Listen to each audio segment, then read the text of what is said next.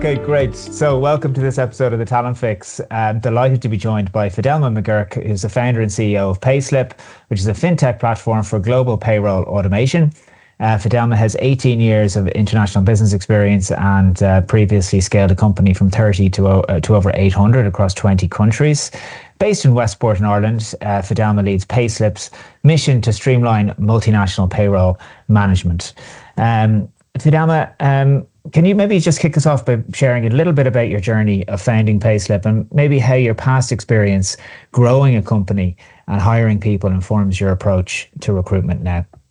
Sure. Yeah. Hi, Barry. Great to be here on The Talent Fix. Thanks very much for inviting me. You also just took 7 years off my age, so I'm delighted with that. Thanks very much. I wish it was only 17 years work experience. Internationally, it's 20.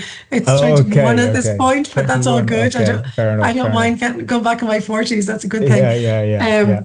Yeah. So you're right. Yeah, I founded Payslip in 2016, so 9 years ago now. We have over 80 people. I'm sure we'll come back to remote and not remote and all that question. Yes, we will, yeah. So we have a skill base which is probably pretty standard for a SaaS technology company, and we do have people across multiple countries. Over the last 25 years, I have built and run teams across over 25 countries. And there would have been lots of changes over the years in how obviously recruitment was conducted, and especially with the introduction of automation tools now as well, and new services in the market like Rent a Recruiter. So I think it's a very topical topic, and lots of question marks raising now about AI tools especially, but in the end, it is people hiring people. So I think the value of the professional recruitment industry is very important, and has never been more important than now. Brilliant. So we're seeing that 58% of EU businesses that try to recruit ICT specialists are having trouble filling these roles. Yeah. And this problem seems to be persisting in the market. And I'd be very keen, Fidelma, just to get your view on the current talent market in fintech, especially in Ireland and Europe, because I know you don't just have a base in Ireland. You've got a base in Bulgaria as well. Are fintech companies finding it harder to hire the right people in this climate? I'd love to get your thoughts on that. Yeah, so we have offices in Bulgaria. We also have offices in Spain. So I am in a few founder networks, and I think the challenge that happened because of COVID was, at least before COVID, there was kind of a structure that made sense. You have an office in country X and you're going to try and hire in that labour market. And if you were going to hire somebody, if you're going to hire in Ireland, you have your entity in Ireland. There's a clear way that you employ them through a direct employment contract with your entity. And then if you were going to try and hire in India or offshore in any location or anywhere at all, you had to go and sit down and think about your entity structure, and it was a structured decision and a deliberate decision to kind of internationalize your workforce. And it wasn't just about tapping into talent markets. It might also have been about time zone coverage or building a team somewhere else for another reason, like supporting a particular customer in that market. I think the difference with COVID and everybody being allowed to work from home, especially if you are a tech talent, your work is on a computer most likely. So you can be based with good Wi-Fi anywhere in the world, as long as you're happy to work at the time that matches whatever your job is. So I think what threw everything up into the air was this universal availability of remote working as an option for workers. And then suddenly the decision on where to work kind of relocated from the employer to the worker, to say it wasn't just the employer said, well, actually, we can only hire in Ireland because that's where our entity is. Well, then suddenly it was, well, I'm the best person for this job, and I was living in Ireland, but I've relocated to live in Italy now, and I still want the job. Can you look after me? So with the recruitment, we have, in one way, it should be easier to hire people, because now in many senses there are more structures through which we can tap into any market in the world. Sure. But at the same time, validating that they really have the skills that they're supposed to have and can fit into your culture, and how to ramp them up to be able to fit into your culture to deliver is harder. So, and then overall, the last point I'd make is fundamentally in industry, every type of company has become a tech company. It doesn't matter if I'm a carpentry business selling furniture, I'm wondering, do I need an app? What I should have on my website? Do I need an e-commerce one? Well, maybe I should hire a developer. Do I do it or do I outsource it? So companies that had never had a tech angle of any type all have tech angles, and many are trying to build teams. And then with the AI, so the overall demand for tech staff, like not just doubled, but trebled or more. And that was before the whole AI bubble started about a couple of years ago. So yeah, I do think it's a tough market, and we need to be very nimble. Yeah. It's interesting you say that. And I think even banks are like one of the largest employers of tech workers, aren't they? It's not like the big tech companies. But I'm really interested that you mentioned culture, because when we talk to fintech CEOs in particular, they talk about the culture fit, and they talk about that challenge of finding the right culture fit with the company. And kind of before I ask you, maybe how do you go about that? I'd just be interested to know, what do you say to people who say, as a remote first, because we're a remote first business as well, right? But what do you say to people who say, well, look, you can't build culture working remotely. Sure, people don't, unless people are coming to an office, it's very hard to get people to care about working for the company. What would you say to that? You have to just keep trying. So I think it's definitely a lot harder to build culture if everybody's remote only. And I think, especially for young workers, like in your 20s, I think they should absolutely be seeking out jobs in an office space in the first 5 or 7 years of their career, because there are lots of other things that you learn in a corporate culture than sitting at home, working off your Arnie board. Right, sure. Just being a bit literal. But for the culture, I don't remember which management theorist said it, but there was always this, there was a few classic sentences about culture. The first one was, culture eats strategy for breakfast. That's the old classic one. Yeah. Can't remember who said that, sorry. Yeah. And then the other one was this theory that the first 20 people in the company set the culture. Right. So that when you're the leader, you set the culture. But the first 19 people that you hire to join you, that's you building the culture through the people, and then through the teams, and then later through the systems. Right. So the end culture is the behaviors that you want to guide your work. That's what it is. And we all sit down and try and work out what are the 4 or 5 core values we want to have underpinning all of our behaviors, if we kind of break it all down. So in Payslip, we have gone through all that exercise about the values and the behaviors. We do invest a lot in terms of culture, but you do have to hire. When you're back to, you need to define it for yourself, so that to start with, before you think about where they're going to work, you still have to at least include it absolutely when you're recruiting as part of your requirement to see, will this person fit into the culture? Because if you don't think you have it right, you're already failing. You at least have to vet for that, and we do some things at Payslip for that. So I think, can you build culture with people remote first? I don't know. I don't know what the right answer is to that. We don't have a remote first culture in work practice in Payslip. We have our offices, you mentioned. We've one in Westport in Ireland, we've one in Dublin in Ireland, near the Pepper Canister Church. We've one in Santander in Spain, and we've one in Varna in Bulgaria. And the only commonality between them is that they're all by the sea. So we joke, that we only set up an office by the seaside that we want to be at. And then Bulgaria and Spain brings a bit of heat into us. Nice. We go to the right office depending on the time of the year. So we joke about that.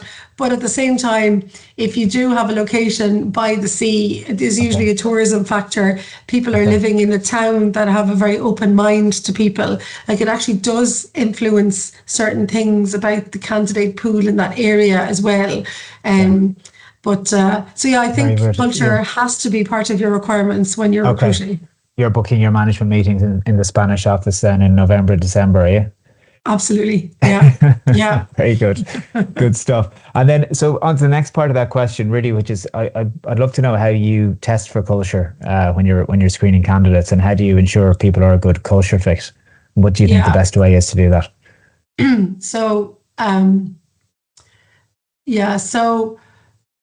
like, what's our culture in Payslip? Like, we have core values like everybody else has done. I actually tried not to have the word respect in it, because respect is in every company's set of culture values. And I was like, it wasn't that I didn't want it there and I don't believe in it. I just sort of like didn't want it to be so predictable, you know. Yeah. But we actually came up with all the values that we agreed through workshops with the people across the whole company. So I lost that row in the end. So we do have respect, but collaborative is a key one for Payslip. And kind of connectedness and so we've respect. I'm going to forget some of them now. Respect, collaboration, connected, ambitious. Right, ambition is really important. And then the last one we had is, God, I'm after forgetting the fifth one. I had it a second ago. I'll come back to you. Collaborative. That's desperate. Yeah. So what do we do? When we're doing our normal recruitment, like, we do start with all the basic stuff about, like, do they have the skills and work and experience that you have, right? Sure. And then we do include, like, questions and scenarios about culture. I always think, like, I have a long history of recruiting people, and this will give you a laugh, Barry. I don't know if you saw this anywhere on my LinkedIn profile. I started my career working in HR, and I got a job in Aircom after college.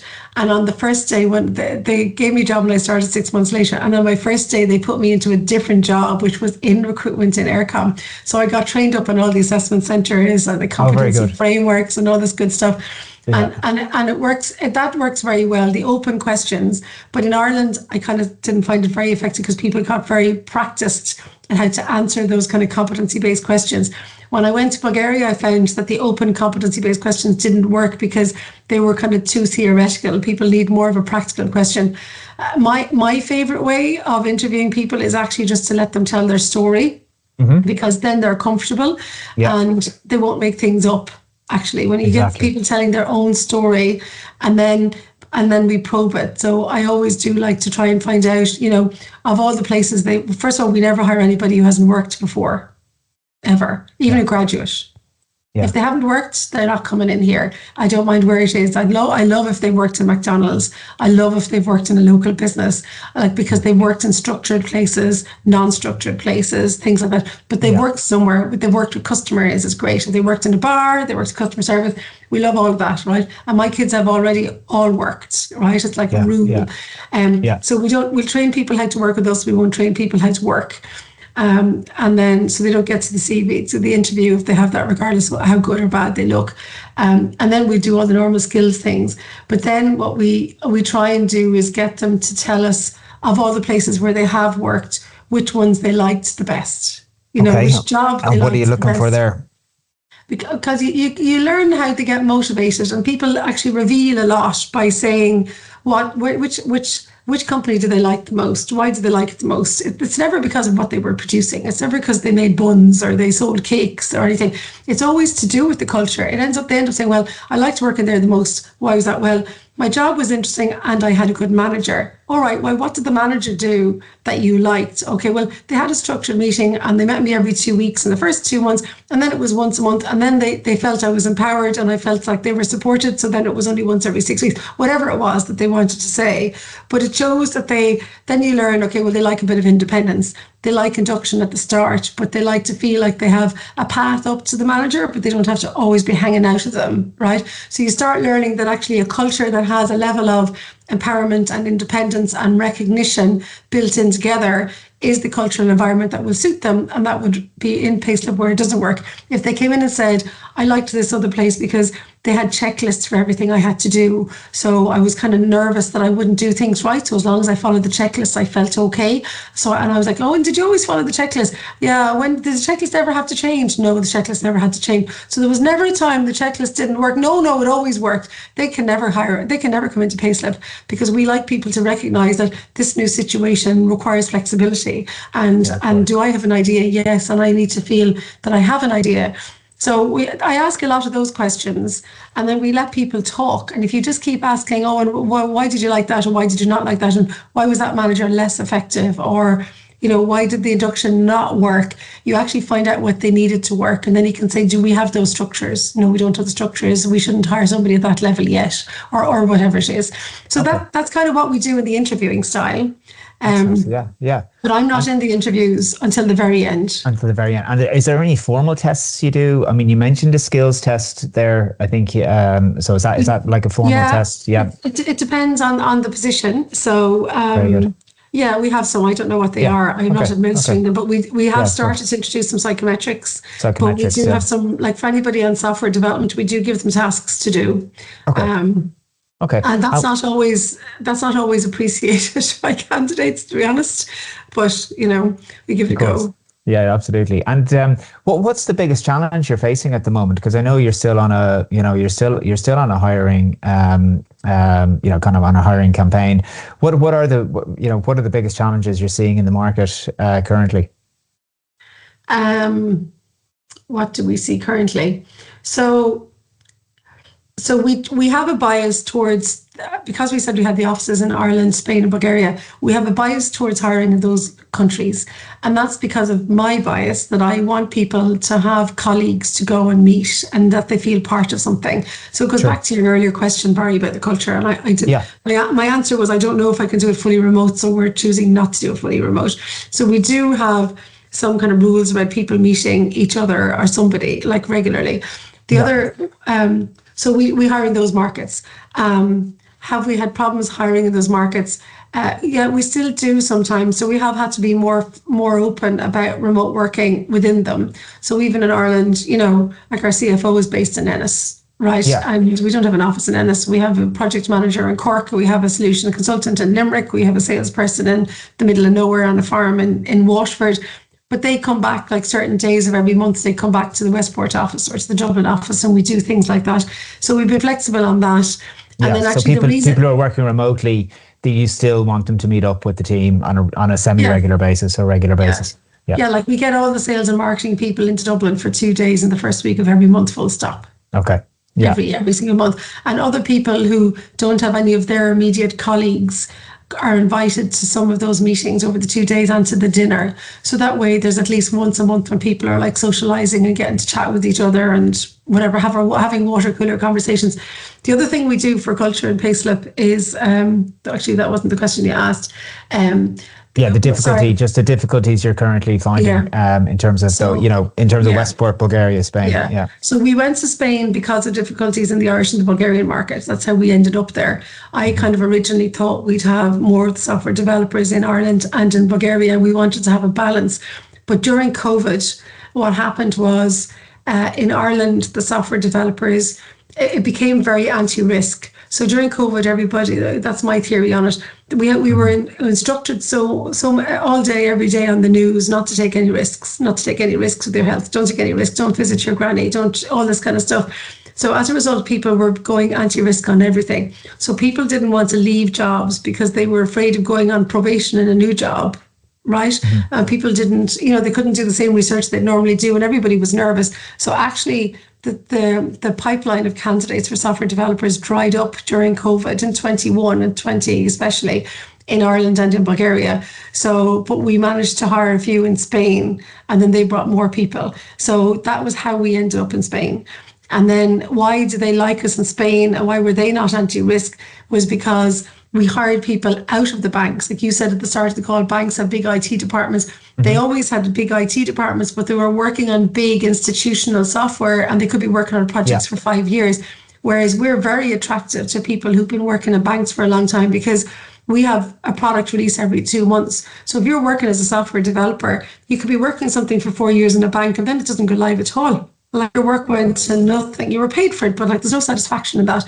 Whereas in Payslip, we work really tightly with the market, and we have a very ambitious roadmap, and we invest massively in it, and we're doing cutting edge stuff all the time. So we might have an idea from a customer, from the engineers themselves saying, I can make this faster, or from the market, or whatever we want to do.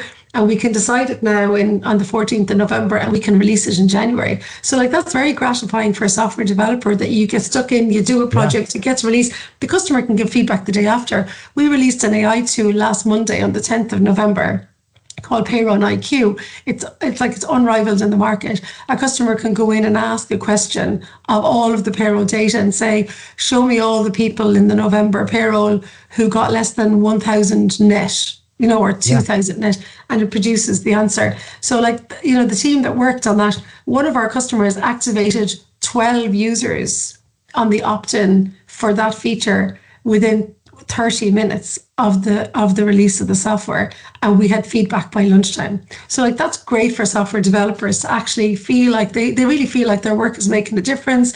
It's helping the customer be happier. They're launching something AI that's market unique. And that definitely helps on the software development side. If you can organize your roadmap, your feature release, the assignment of the work across your team, so that everybody gets to do really interesting stuff, and it's not all like 2 or 3 people who get to do the sexy stuff and the others get to do the boring non-functional stuff in the background. So that's really clear. There's a really strong kind of employee value proposition there, that the worker gets to do kind of very purposeful, impactful work. So that's very compelling. But and so are the difficulties you're finding? Did you find that you opened up the new location because of the difficulties in finding suitable talent, Westport and Bulgaria in Spain, and that solved that problem in Spain? It helped. It did help, because the other thing that happens in our industry is global payroll is considered a complex business operations, and large American companies set up a European headquarters in Ireland, the Netherlands, or the UK, and they have their shared services centre for accounts and finance or whatever, and then they move the international payroll over there, right? And some of the locations that are big for shared services centres for global payroll are Barcelona, Granada in Spain, Bucharest in Romania. There's a few locations in Europe that are much stronger, and a few companies came there, big players in the industry built it up over the years, and there's 3 huge companies with big global payroll centres in Barcelona. So it means if you actually advertise a job in Barcelona, you get people who understand the problem statement from the industry. So that definitely helped in Spain. We have a superb solution architect, Antonio, that came in that way. We have candidates at the moment that we have for position. So that did help. That cluster effect in labour markets can bring benefits. We still sometimes have difficulties. There was a job we had for DevOps. It took us 9 months to fill it. So we can still meet. It can take a time, but yeah. Very good. Okay. Just to shift gears a little bit to maybe the future of work. Every year we host a Future of Work conference, and I'd love to get your thoughts. We have one upcoming now next week. I'd love to get your thoughts on future of work, particularly. I mean, it's very hard to talk about the future of work without mentioning AI, and obviously we're seeing kind of AI in some respects replace jobs. Personally, I think it replaces tasks, not jobs. But what are your thoughts around that? Generally on the future of work, and maybe in particular the impact of AI on that. Yeah, I mean, at the moment, some automation is absolutely being AI washed, right? So manual tasks, AI washed. Yeah, so manual tasks that should have been automated anyway are now being automated, and they're blaming AI, right? So that's happening anyway, right? Yeah. Some of the tools we have in Payslip, the payroll reconciliation automation tool saves our customers 2 hours per payroll every single month, just for that part of the process that they're doing. And they're delighted to get rid of it. Does it mean that those people get let go? No. Does it mean that they actually get to do some other strategic stuff? The answer is yes. In theory, if they had 20 people and they save, 20% of the work, are they going to let somebody go? They could in theory, but that's never the case, right? The way work is distributed in countries and languages and all the rest of it. So in terms of jobs being cut, we see a lot of announcements in the market. I know people I know in large companies have released AI tools for some contact center jobs and things, and the volume went down overnight by significant amounts, and that probably will lead to some job reductions overall in probably more kind of technical positions, whether it's software developers or even in payroll people. I would take the view AI won't replace you, but a candidate with AI probably will. Because in the end you get a higher productivity for that person and smarter. So even in terms of simple things in Payslip, project management was very important, because our customer go live projects are huge. If you're rolling out anything across 68 countries, it's a big project. You need good project management. And we're looking at the tools that we're using, because the PMs we have now, we've Copilot turned on, so all the notes are being automatically produced, and they can be summarized and they can be changed into text. Like what used to take an hour and a half can be done in about 10 minutes, So that's fantastic. What does it mean? Does it mean we get rid of a PM? No. Does it mean that one PM can manage more projects? Probably yes. Yeah. Or actually more countries can go live faster because the customer also, their time is being more efficient. We launched 2 AI tools, one for data mapping and one for data classification. I won't bore you to pieces about payroll data now, Barry, but that means it's Friday, so it is payday. Yeah. Well, I can ramble forever. That reduced by 75% the time to set up the data on our platform. And so does that mean that the person's out of a job? No, but it means that they can get more countries live faster, and they get a shorter time to value for the software investment in Payslip. So yes. I think the answer is, if I were a candidate in the market looking at my job, am I worried my job's going to be gone? No, but I think people have to ask themselves, what am I doing that reflects the fact that I have technical skill, I'm applying my judgment, or I'm combining knowledge from 4 different places. I'm a copywriter. Am I worried about it being automated? A good copywriter wouldn't, because a good copywriter, they probably did a degree in philosophy and history, and then they probably speak Arabic, and they probably speak Swedish. And they have some bonkers profile that nobody else is going to have. So they fundamentally think of things in a different way than any AI bot. But then they should use AI tools that fast track some of the stuff that can be automated. Yeah, really interesting. Yeah. So to sum up, I think AI is going to impact kind of speed and quality, as opposed to help us do our jobs better, help us get more done, and as opposed to necessarily be this. Enable companies to cut the workforce massively. For the knowledge intensive workers, yes. I think for very lower skilled positions, automation will continue. Like we've been doing it, since Lud was around, so that's going to continue. For sure. For sure. Okay, well, listen, we're over time already, Fidelma, would you believe? So I'm going to wrap up by saying thank you and ask you one more question before we finish up. But no, it's been a great chatting with you, and learning a bit more about Payslip and the journey you've been on. It's such an impressive business, what you've done, not just in Ireland, but around the world. What one piece of advice would you give fellow CEOs about building and retaining great teams in fintech? I think you have to make the jobs interesting for people, and enable and let them off to do it. Have the guardrails at the start. One of the things we still do in Payslip, which sounds bonkers, people go, really, you do that as the CEO? Is every month I run a CEO induction for an hour and a half for anyone who started that month. So everybody comes in and they report to the line manager, and we've all the normal job induction. But I run a separate induction that brings all the people from the different teams that started that month, because I founded the company, and the most, regardless of what I tell them about why I set it up and who the customer is and why would we bother anyway, why didn't I just go get a safe job, right? And I explain all of this because it explains the logic behind the business. The most important message I say to people in Payslip is, I had the first idea, but I didn't have the most recent idea. And once you're working in your job, you're able to see what can be done more efficiently, or which part is boring, or which part you're doing all the time and has been repeated. I can't see that because I'm off doing my job, right? And so it's a total invitation and an expectation that we give them a license to innovate, so that everybody has a license to have the next idea, because I'm not going to have it. I might have an idea for the market, but I won't have an idea for your job, Barry. I'm not doing your job. And if people feel like they have that license, and they're not going to be shot for being a messenger, or there's no politics, that we're all really precious. So the software is beautiful because we've dark purple on the menu. Maybe somebody spent 2 years working on which shade of purple. If I say that purple is terrible and I want it as grey, am I going to get shot? No, we always say, I had the first idea, but not the most recent one. And nobody is precious about the way we do things. Everything is available to be improved. Everything.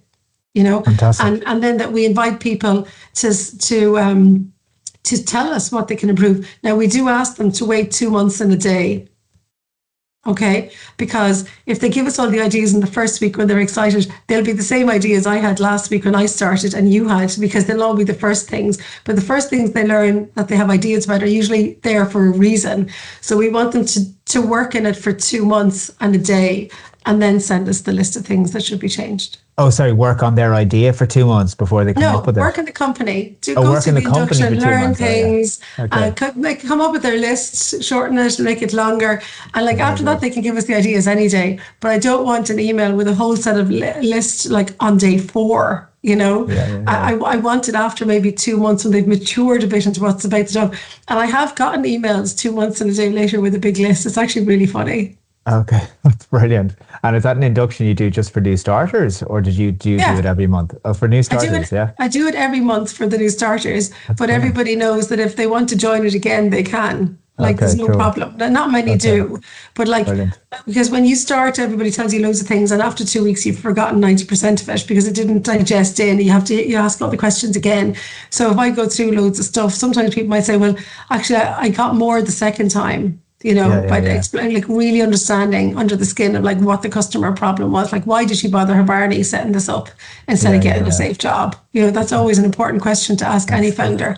I love that. Yeah. Brilliant. Okay. Well, look, thanks so much again, Fidelma, and thanks to everyone for listening. And please tune in where you get your podcasts. Thanks again. Thanks, Barry.